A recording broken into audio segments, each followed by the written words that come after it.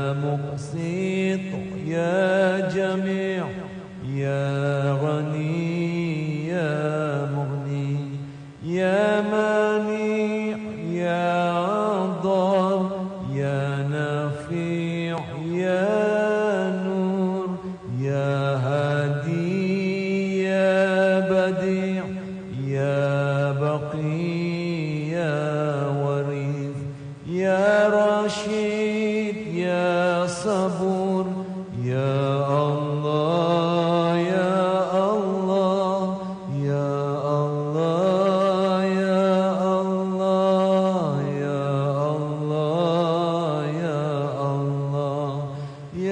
Allah, ya Allah, ya Allah, ya Allah, ya Allah, ya Allah, ya Allah, ya Allah, ya Allah, ya Allah, ya Allah, ya Allah, ya Allah, ya Allah, ya Allah, ya Allah, ya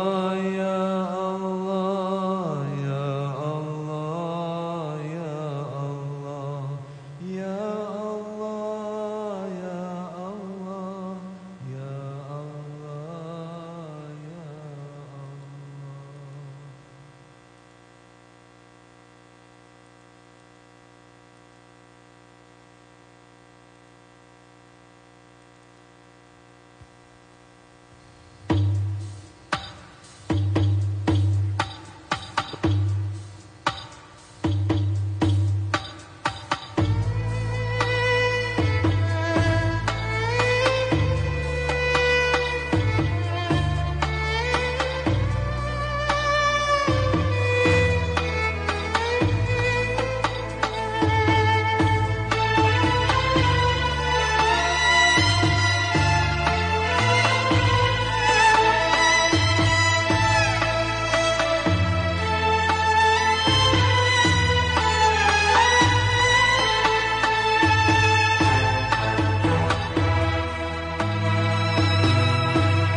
Ya Nabi, salam alaika. Ya Rasul, salam, salam alaika. Ya Habib, salam alaika. Salawatullah alaika. Ya Nabi, salam alaika. Ya Rasul, salam, salam alaika. Ya Habib, salam alaika. Salawatullah alaika. Anta syamsun, anta badrun, anta nurun fawqa nuri, anta iksirun wa ghali. Salam atasmu wahai Nabi Allah. Salam atasmu wahai kekasih Allah. Salam atasmu wahai teman Allah. Salam atasmu wahai sebaik-baik makhluk Allah. Salam atasmu wahai yang diutus Allah sebagai rahmat seluruh alam. Ya Habib, Habib.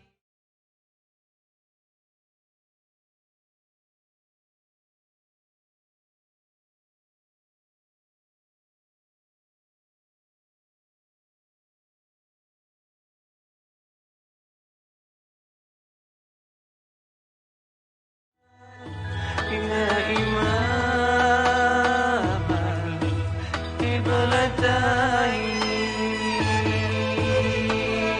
ya Habib, salam alaika. Salawatullah alaika. Ya Habibi,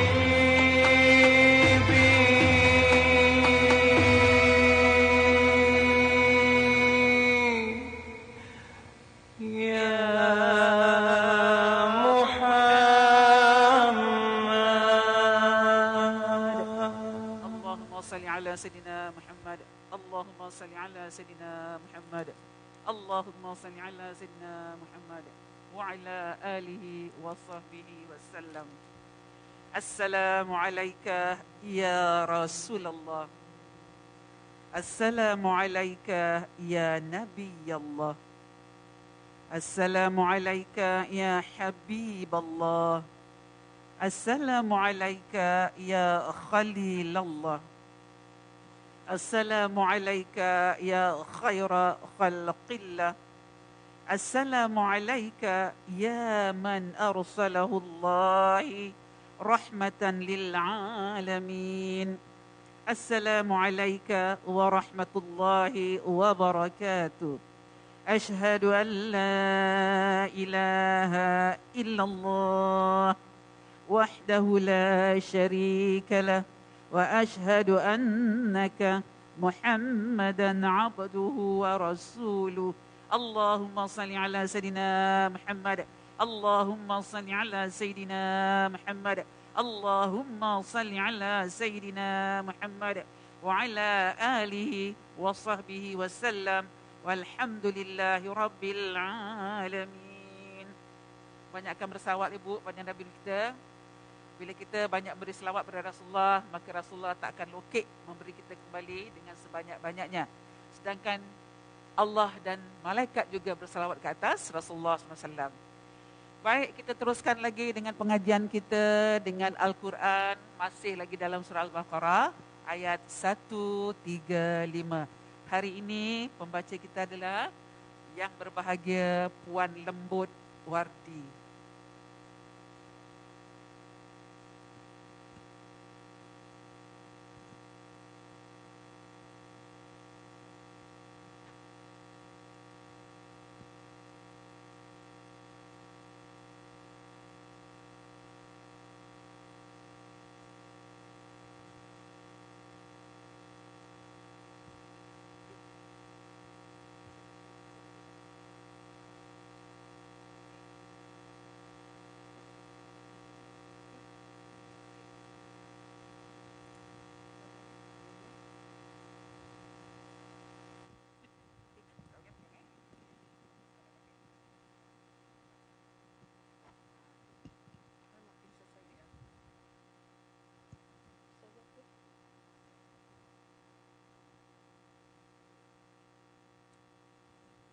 Assalamualaikum warahmatullahi wabarakatuh.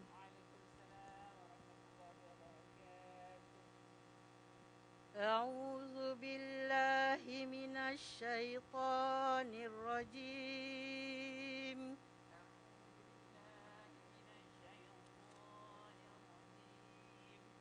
Bismillahirrahmanirrahim.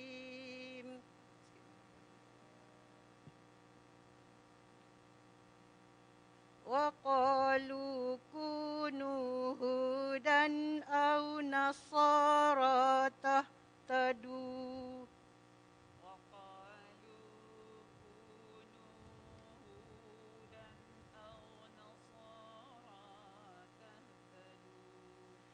قل بل ملة إبراهيم حنيفا وما كان من المشركين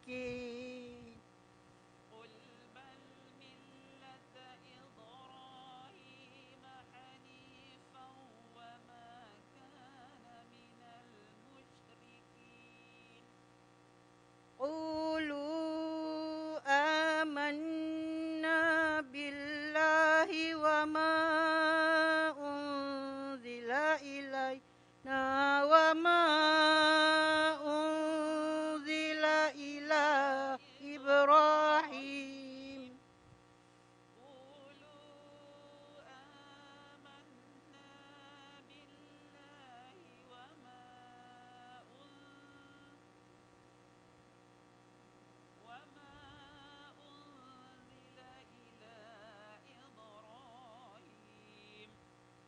وما أنزل إلى إبراهيم وإسماعيل وإسحاق ويعقوب والأسباط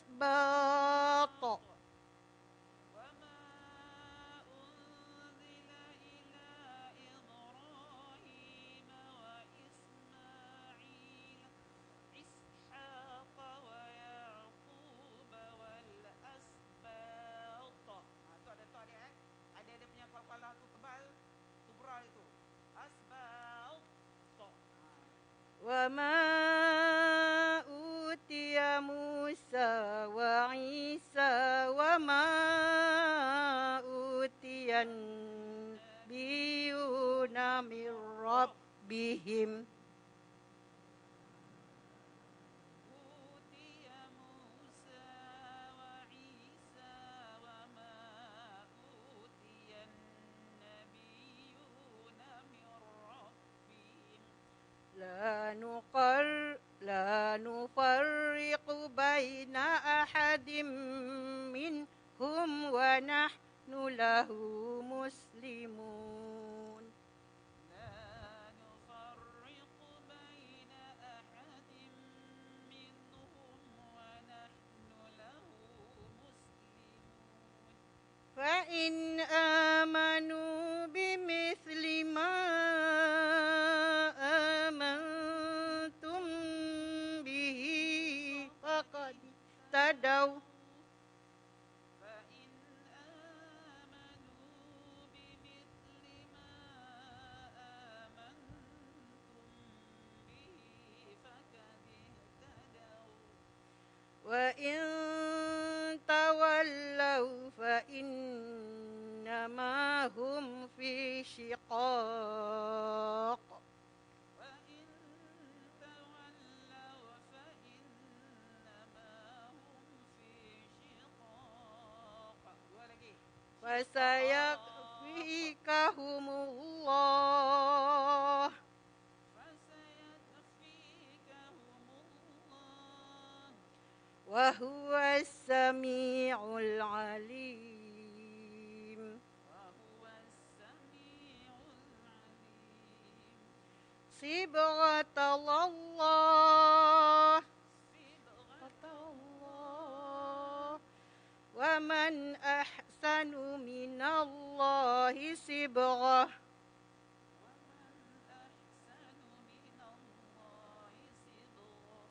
ونحن له عابدون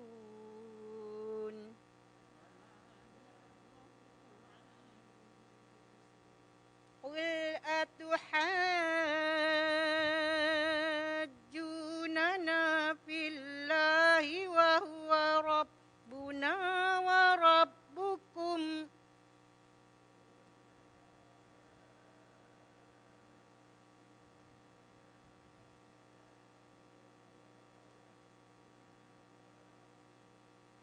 ولنا أعمالنا ولكم أعمالكم ونحن له مخلصون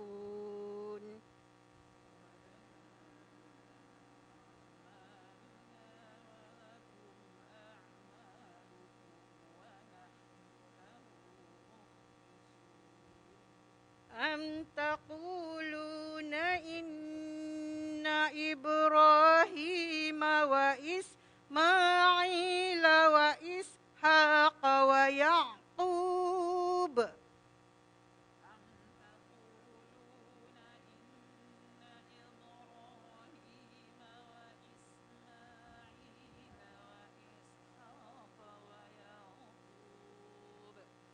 والأسباط كانوا هودا أو نصارى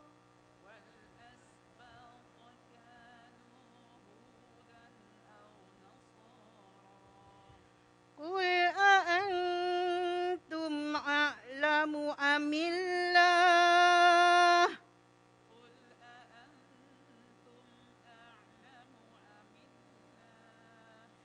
ومن أظلم ممن كتم شهادة عنده من الله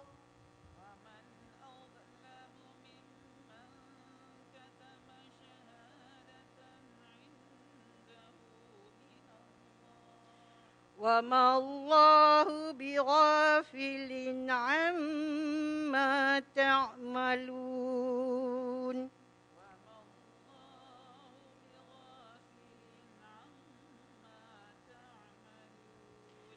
تلك أمة قد خلت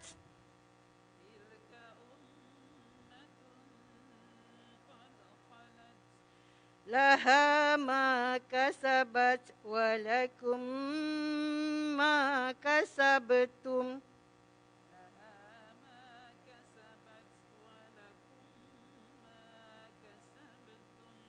ولا تسألون عما كانوا يعملون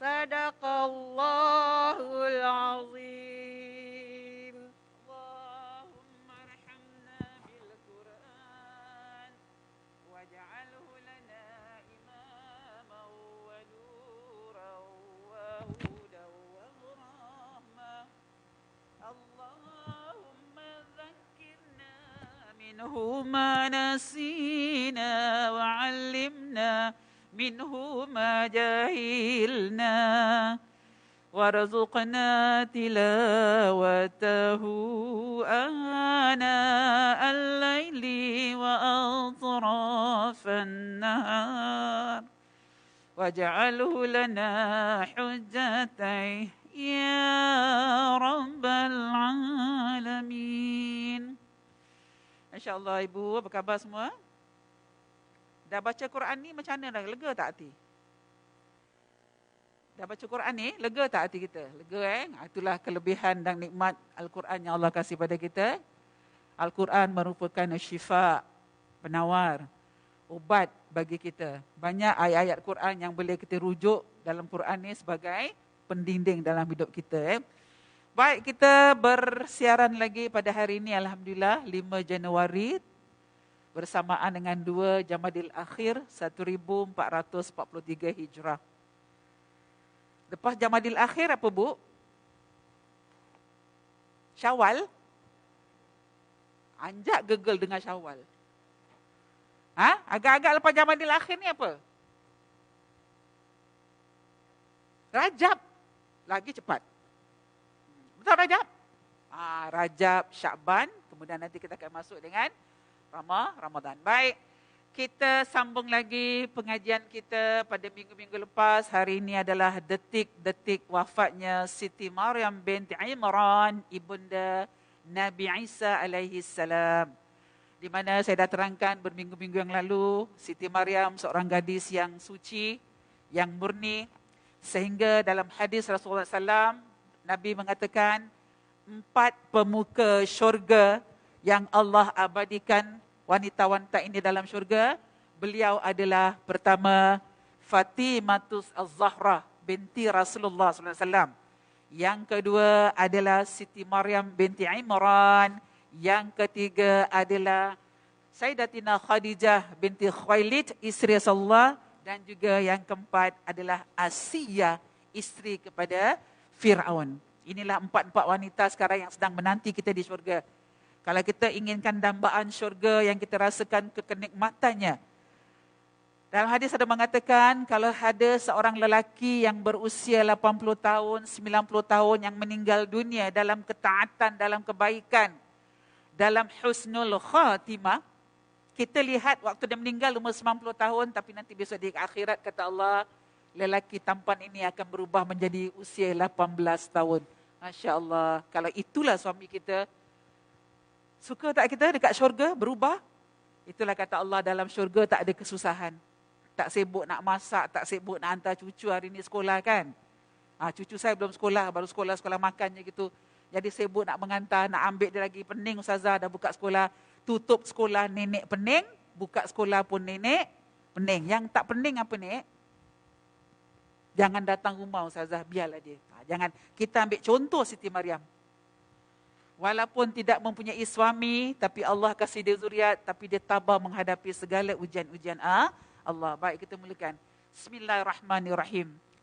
Diriwayatkan bahawa Nabi Isa AS pernah berkata kepada ibunya, setelah orang-orang Bani Israel, setelah orang-orang dekat Palestin tak suka dengan dia, mengaibkan ibunya, mencaci ibunya, maka Nabi Isa berkata pada ibunya, macam bukan pasrah, bukan mengalah, bukan mengeluh, tapi kerana simpati pada ibunya, maka dia berkata, wahai ibuku, sesungguhnya negeri ini adalah negeri yang tidak kekal, negeri yang tidak abadi, sedang akhirat adalah negeri yang abadi. Maka justru ibu, marilah kita pergi pindah mengasingkan diri daripada kota ni. Bawa. Ini perjalanan Siti Maryam. Kedua insan ini, Nabi Isa dan ibunya berangkat naik ke gunung Lebanon. Dekat daerah Palestin. Tinggi tempatnya. Mengasingkan diri. Sebab orang dah tak suka. Sebab itu pendekatan Siti Maryam kepada masyarakat Bani Israel ketika itu, lebih baik pendekatannya berdiam diri. Sehingga Siti Maryam bernazar. Ya Allah, aku bernazar, aku tak nak berkata-kata dengan siapa pun. Ketika dalam kehamilan. Kerana apa? Kalau aku katakan yang sebenarnya cerita, aku tak berumah tangga, tak kahwin, tak apa. Tapi Allah yang kasih zuriat ni, orang Bani Israel tak akan percaya. Jadi kat mana sekarang aku nak beri kepercayaan? Lebih baik, wahai Allah, aku bernazar. Nazar tu kata dia, aku lebih baik diam daripada dia bercakap. Di sana mereka berdua berpuasa di siang hari dan beribadah di malam hari. Sebab tu malaikat Jibril kalau turun dekat dunia bertemu dengan Siti Maryam, dia akan sebut perkataan, wahai Maryam, wanita yang rajin berpuasa di siang hari dan tekun beribadah di malam hari. Itu kata teks lain malaikat kalau jumpa Siti Maryam. Kalau Allah kasih dia apa? Untuk turunkan, sampaikan pesanan. Itulah kata-kata. Tak kira malaikat mana. Asal turun ke dunia nak jumpa dengan Siti Maryam, akan berkata, wahai Maryam yang berpuasa tekun di siang hari dan beribadah di malam hari. Mereka makan dedaunan pohon dan minuman dari air hujan. Bayangkan Bu, Nabi Isa termasuk Nabi yang paling miskin kehidupannya. Paling miskin. Dibandingkan Nabi-Nabi yang lain. Kita susuri cerita yang kita sekarang saya cakap ni, kita dapat tahu. Naik dekat atas gunung, gunung tu yang dah bertahun-tahun orang tak naik, orang takut. Kerana anggapan orang Bani Israel dekat gunung tu banyak ular. Yang bila kita naik, ular tu akan makan kita, kita akan mati. Beratus tahun tak dihuni oleh manusia. Tapi dua insan ni naik ke atas. Pilihan siapa untuk naik? Allah suruh. Menyepikan diri. Hanya makan daun-daun pokok dengan air hujan. Tak ada air hujan, minum. Tak ada orang nak bantu. Waktu Nabi Isa, Nabi yang paling miskin di antara Nabi-Nabi yang ada. Perjalanan dia sampai waktu Allah angkat Nabi Isa naik ke langit. Hingga saat ini, Nabi Isa AS tidak wafat. Belum wafat. Nabi diangkat oleh Allah naik ke langit. Allah dudukkan dia. Sebab dekat dunia dah penuh dengan derita. Demikianlah mereka bertahan di gunung tersebut dalam waktu yang lama sekali. Masya Allah. Kemudian, pada suatu hari, Nabi Isa turun daripada gunung, minta izin dengan bonda, wahai bonda permata hatiku, izinkan saya untuk cari sesuap makanan untuk kita berpuasa dan berbuka pada hari ini. Di saat Nabi Isa turun ke kampung-kampung, datanglah dua malaikat Jibril dan juga pencabut nyawa. Tatkala Nabi Isa sedang turun gunung, maka datanglah malaikat maut kepada ibunya Siti Maryam serta berkata, Assalamualaikum wahai Maryam yang tekun berpuasa di siang hari dan beribadah di malam hari. Maryam bertanya, siapa engkau? Maryam bertanya dengan malaikat ni, mata tak langsung, dia tunduk, dia jaga batas-batasnya sebagai seorang wanita. Sesungguhnya kulitku benar-benar mengerut mendengar suara engkau. Aku tak pernah dengar suara ni. Dan akal aku, kata Maryam, tiba-tiba lost. Nak menghafal ayat pun tak dapat. Kerana siapa sebenarnya engkau ni yang datang? Dia dengar suara yang macam berdentum bunyi dia. Hanya dengan memberi salam, Maryam dah takut. Malaikat maut berjawab, akulah makhluk yang tidak mengasihi si kecil kerana kecilnya dan tidak memuliakan orang besar kerana kebesarannya, dan aku inilah pencabut nyawa, jawab malaikat maut. Nabi Isa tak ada ketika itu. Sedang cari makan untuk berpuasa, buka puasa. Hai malaikat maut, kata Maryam, apakah engkau datang ni untuk berkunjung ataukah untuk mencabut nyawa? Bersiap-siaplah untuk mati, tegas malaikat maut. Malaikat tak ada macam, kita sembang-sembang dulu Maryam. Sebab Allah kasih pesanan ni, dah ready nak meninggal. Tak ada.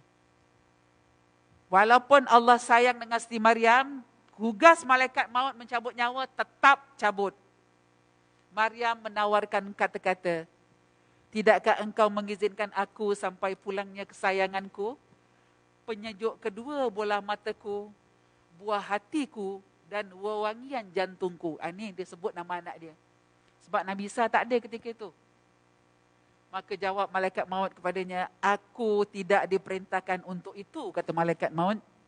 Aku hanyalah seorang hamba yang diperintahkan untuk mencabut nyawa. Jadi bila maut dah datang, Bu, sedetik pun tak boleh berganjak. Kalau malaikat maut dah berdiri dekat depan tu, sejengkal kakinya pun tak boleh undur ke belakang, tak boleh undur ke kiri, tak boleh undur ke kanan. Di saat kita sedang belajar ni, saya duduk di sini, anda duduk di situ. Di keliling kita ni sekarang ni dengan malaikat maut. Malaikat maut dah tunggu kita ni. Ada perintah Allah, cabut nyawa, maka dia akan cabut nyawa kita dalam keadaan, mungkin kita dalam keadaan duduk, baring, tidur. Kadang-kadang tengah batuk sekejap, tiba-tiba rebah. Sedang menonton, kadang-kadang sedang siram pokok, tiba-tiba rebah untuk menjadikan sebab. Ini sekarang kita duduk ni, ada puluhan malaikat maut yang mengelilingi kita untuk tunggu perintah Allah bila untuk dicabutnya nyawa. Kemudian kata malaikat, wahai malaikat maut, aku pasrah, kata Maryam. Kalau inilah keputusan Allah untuk ambil aku, okey, ready. Tak boleh tunggu lagi anaknya balik. Di saat nak mencabut nyawa tu, kemudian dah malaikat dah cabut nyawa, Maryam pun duduk dengan dalam keadaan baring. Dalam sejarah, dia baring dekat atas katil dia tu, dalam keadaan yang menghadap kiblat. Masya Allah. Dalam keadaan tangan yang baru lepas solat, begini. Baring. Ketika itu, dah masuk waktu maghrib nak berbuka, Nabi Isa naik ke atas, kejut. Wahai ibundaku, assalamualaikum, wahai ibundaku. Dah datang waktu berbuka, bangunlah. Ibunya diam, tak bangun. Tapi Nabi Isa bukan macam anak kita, dia gegah kita. Nenek ni apa ni, orang nak makan pun tak bangun-bangun. Tak, Nabi Isa duduk dengan tertib Bu, ke tepi. Dia perhatikan, oh mungkin nikmat tidur tu sedap. Kerana ibu aku dah di malam hari beribadah, siang hari berpuasa. Penat, jadi biar dia baring. Sampai masuk waktu Isyak. Bila dah waktu masuk Isyak, dia panggil lagi, wahai ibundaku sayang, bangunlah. Di saat orang-orang yang beriman dah mengerjakan salat, di saat orang yang berpuasa dah berbuka puasa, kenapa ibu tak bangun-bangun? Bangun Bu, bangun. Kerana tak ada respon, Nabi Isa ke tepi lagi. Oh tak apalah, ibu dalam keadaan penat tidur. Jadi peristiwa ni sampai menjelang subuh. Bila sampai menjelang subuh, tak bangun juga. Sepertiga malam, dalam pukul 2, pukul 3, Nabi Isa kejutkan lagi untuk salat bersama. Qiyamul Lail di waktu malam. Mak dengan anak, orang dah tak suka, dekat masyarakat luar tak suka, duduklah dekat atas gunung. Dekat atas gunung pun tak ada orang hantar makan. Jadi ini berdua. Waktu Maryam terlalu sayang dengan Nabi Isa. Nabi Isa juga begitu, tak ada ayah. Waktu dalam kandungan, tak dapat ayah. Dalam kandungan, datuk nenek meninggal. Lagi Maryam tak dapat jumpai bapaknya. Setelah dia menginjak dewasa, tak dapat jumpa. Dia mak pun sekejap. Jadi membawa diri. Allah pelihara ni dua beranak ni. Allah pelihara. Bila dah sepertiga malam kejut tak bangun, Nabi Isa dekatkan lagi, wahai bonda, bangunlah. Kejut dengan kejut yang penuh sopan santun. Kejut dengan penuh keikhlasan. Tidak memaksa. Nabi Isa suka lekatkan pipi dia ni dekat pipi ibu dia. Bu, bangun Bu, bonda tersayang bangun. Gitu. Kalau tak ada respon, dia jalan. Sampai dia tak makan. Kerana ibunya tak makan waktu berbuka puasa, Nabi Isa pun tak menjamah makanan. Dia tunggu ibunya bangun. Dengan kuasa Allah, ketika menjelang subuh, hati dah lain macam. Nabi Isa menempelkan pipinya dekat pipi ibunya, mulutnya dengan mulut ibunya. Bu, bangun Bu. Dah subuh dan nak dekat fajar keluar, kenapa tak bangun? Bila digoyang-goyang terasa agak lain, maka Nabi Isa rasa itu sudah meninggal. Nabi Isa nangis. Nangis senangis-nangisnya, Masya Allah. Kematian Siti Maryam ditangisi oleh malaikat-malaikat di langit. Malaikat turut nangis.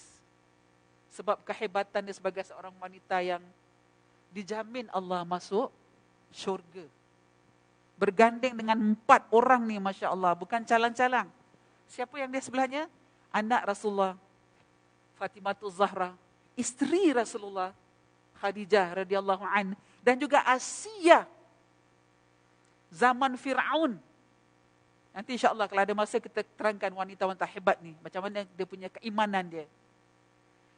Nangis, wahai ibu, bangun bu, jangan tinggalkan saya keseorangan. Kepada siapa saya nak mengadu? Nabi Isa berbual dengan ibunya ketika tahu ibunya meninggal. Siapa yang nak menghiburkan saya di siang dan di malam hari? Siapa yang nak menemani saya solat bersama-sama ibu di malam hari? Bangun bu, bangun.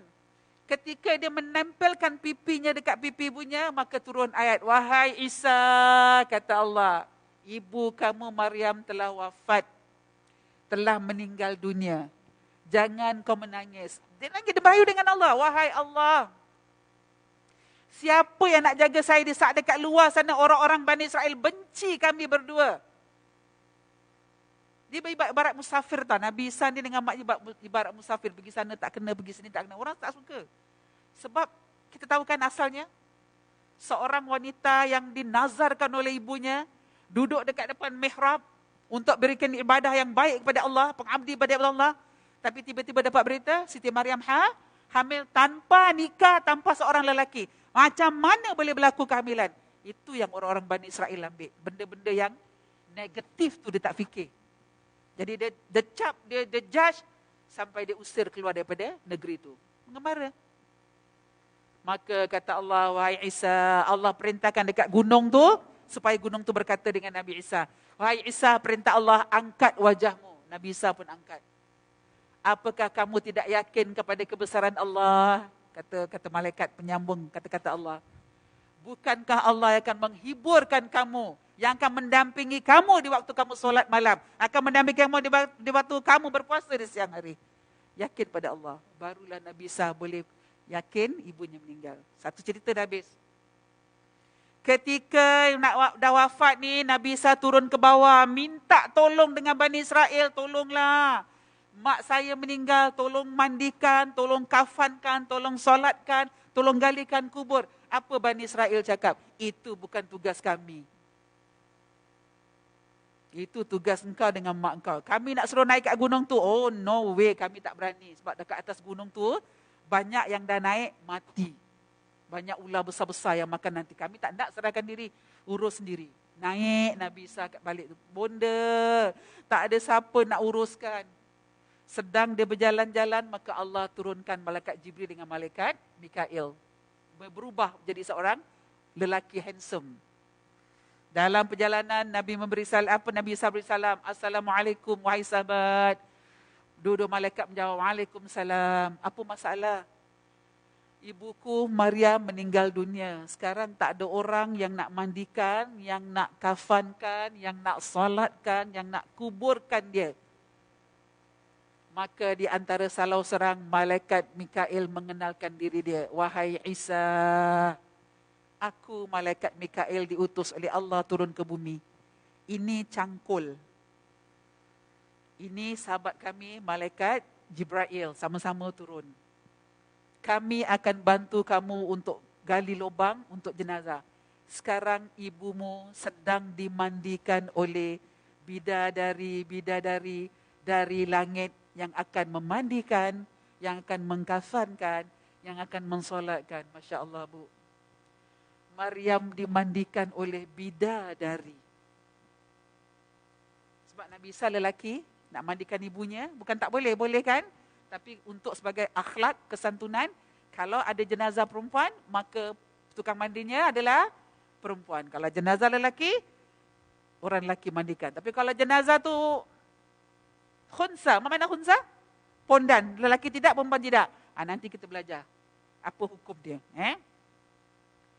Kemudian malaikat membawa, inilah dia kain kafan untuk ibumu, wahai Isa. Jangan bersedih hati. Sekarang kami menguruskan mereka di atas. Maka malaikat dua tadi menggalilah lubang untuk dikuburkan. Satu peristiwa berlaku ketika jenazah Siti Maryam dah diselamatkan, dikebumikan. Nabi Isa minta pada Allah, wahai Allah, ketika ibuku meninggal, aku tak nampak bagaimana dia meninggal. Dalam tidurkah, dalam baringkah, tengah makankah, aku tak jumpa dengan dia. Sekarang apa Nabi Isa minta, wahai Allah, izinkan aku atas kuasa-Mu, wahai Allah, agar ibuku berkata-kata denganku, agar hilang rinduku, agar aku dapat tahu apa yang berlaku dekat dalam kubur sekarang. Maka Allah mengizinkan, wahai Isa, aku izinkan. Nabi Isa balik lagi dekat kubur ibunya, berkata, inilah kata-kata dia. Allah Ta'ala mewahyukan kepada Nabi Isa, sesungguhnya aku mengizinkan ibumu untuk berkata daripada dalam kubur, dengar suara dekat luar. Tapi yang dengar hanya Nabi Isa. Dia 2 beranak saja sebab permintaan daripada Allah. Maka datanglah Nabi Isa lalu berdiri di atas kubur ibunya dan beliau berkata kepada ibunya dengan suara yang pilu, Assalamualaikum wahai ibunda. Waktu bila kita baca Quran, kalau kita jumpa ya ayyuhallazina amanu, ya tu dekat dalam Al-Quran, panggilan Allah kepada kita, wahai. Allah tak panggil kita, hey, awak, engkau, oi, tak ada. Dalam kalau awak cakap baca, ya ayyuhallazina amanu kutiba alaikumusiyam, Allah memanggil, wahai orang-orang beriman. Begitulah Allah memanggil Nabi Isa dan juga ibunya.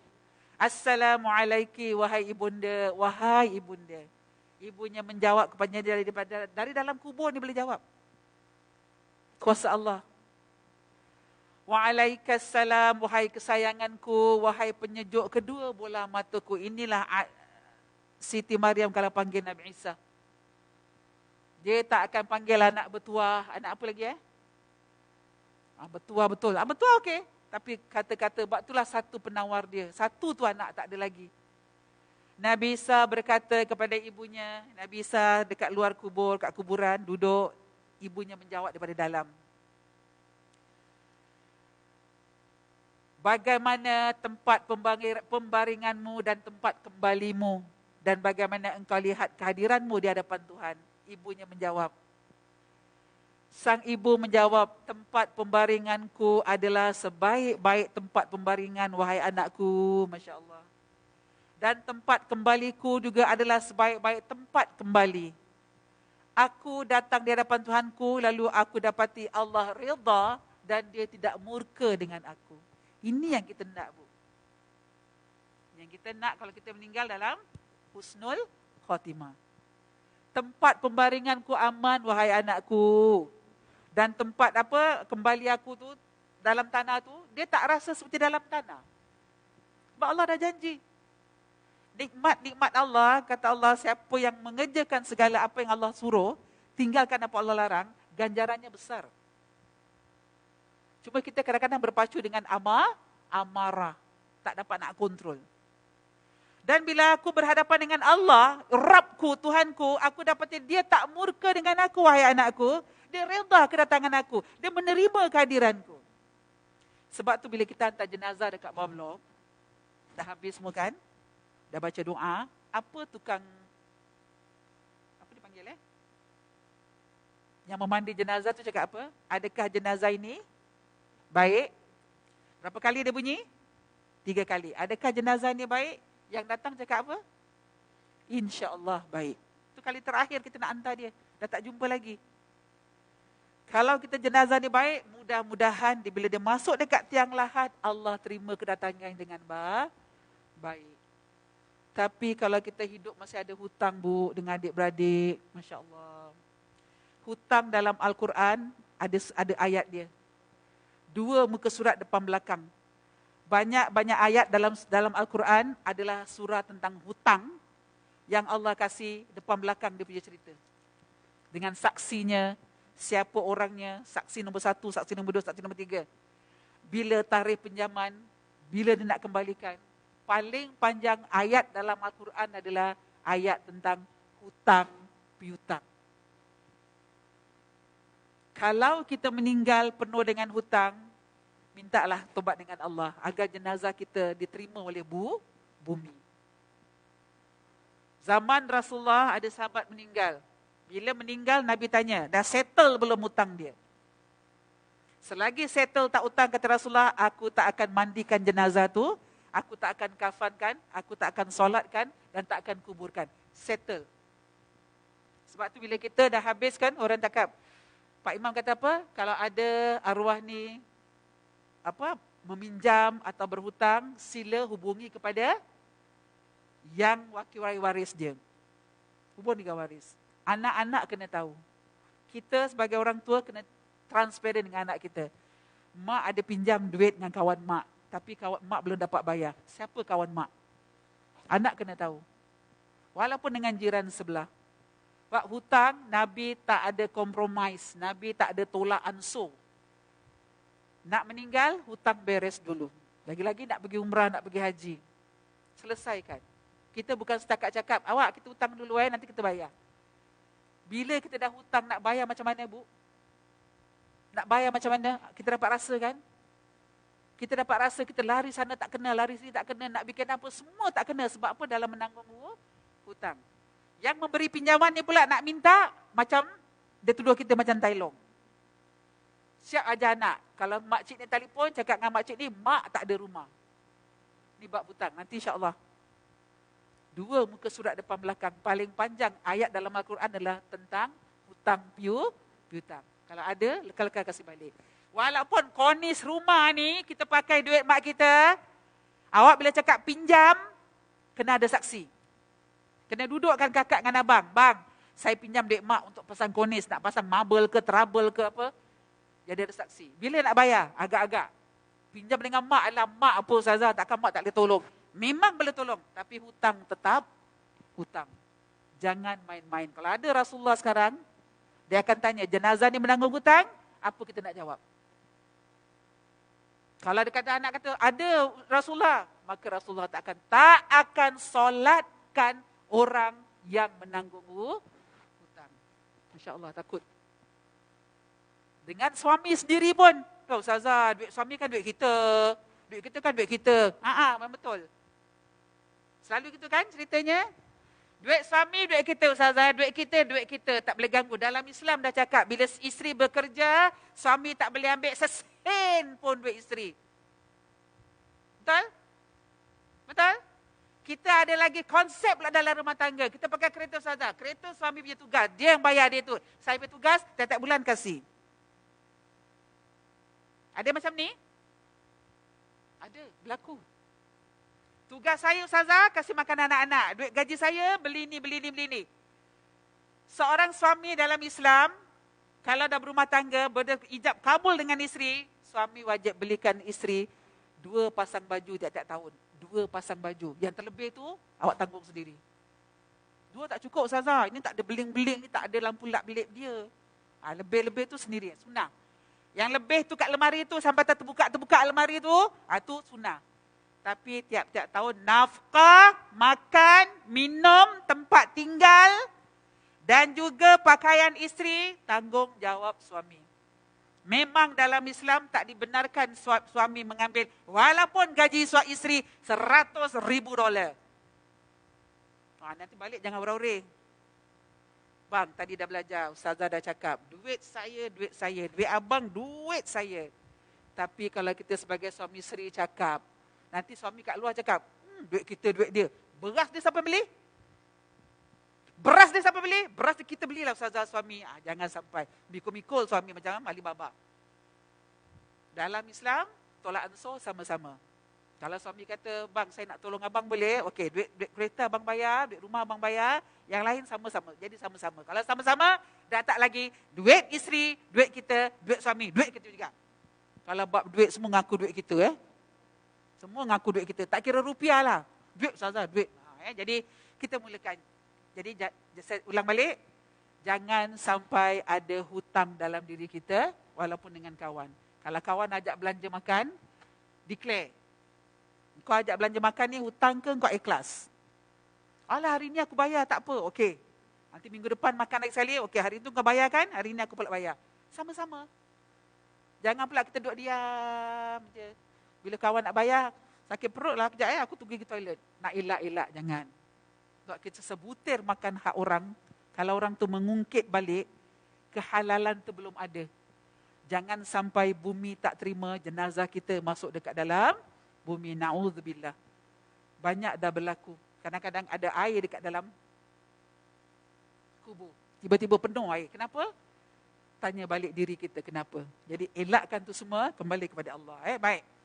Jadi kita minta mudah-mudahan Allah dah menerima kedatangan kita macam mana dia terima Maryam.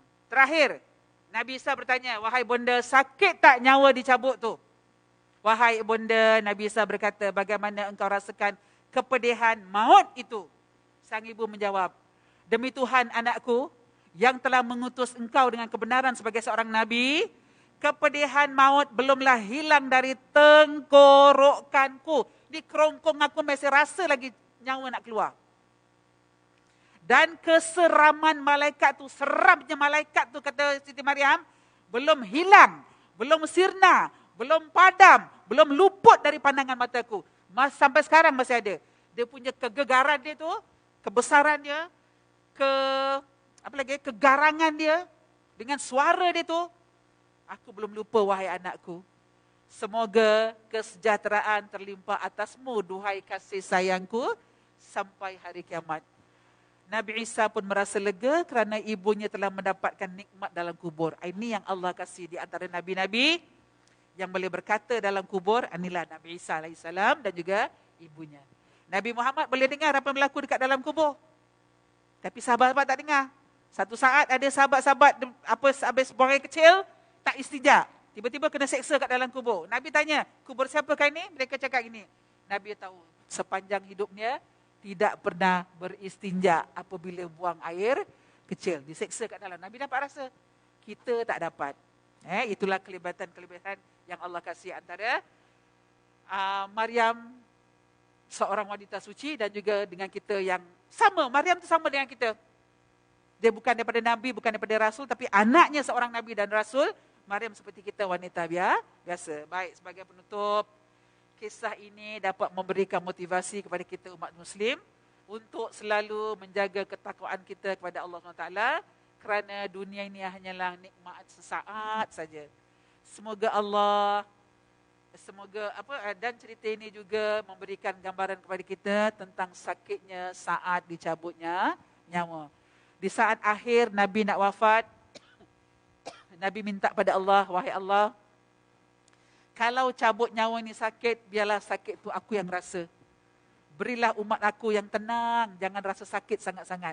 Sakit tu Nabi dah ambil. Sebab tu ketika kadang meninggal terkejut yang sakit jantung, meninggal.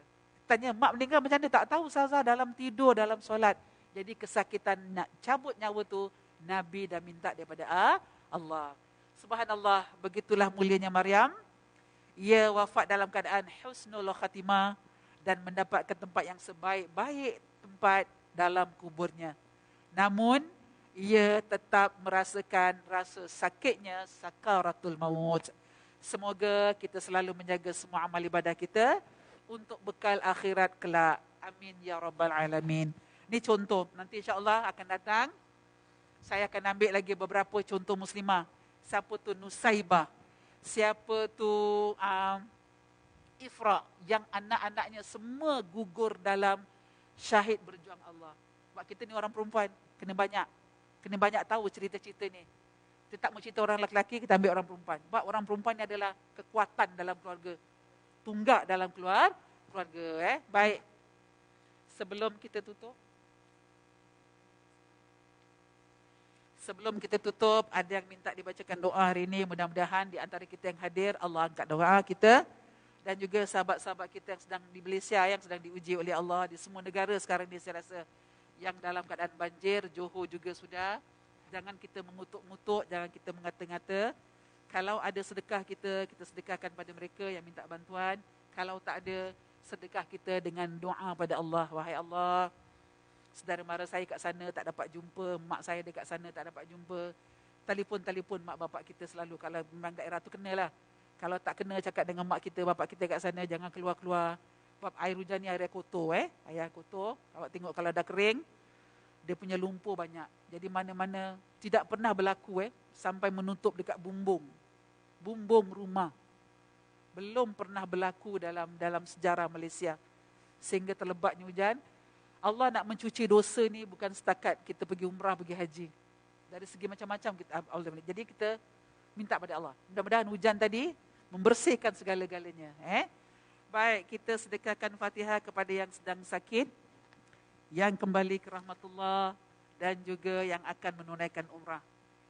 Ala hazihi niyah wa likulli niyatin salihan, ala khususan yang sedang sakit, Sapi'i bin Arsyad, Muhammad bin Mahmud, Hasna binti Sarwan, Hasna binti Ismail, Haji Yaqub bin Haji Ja'far.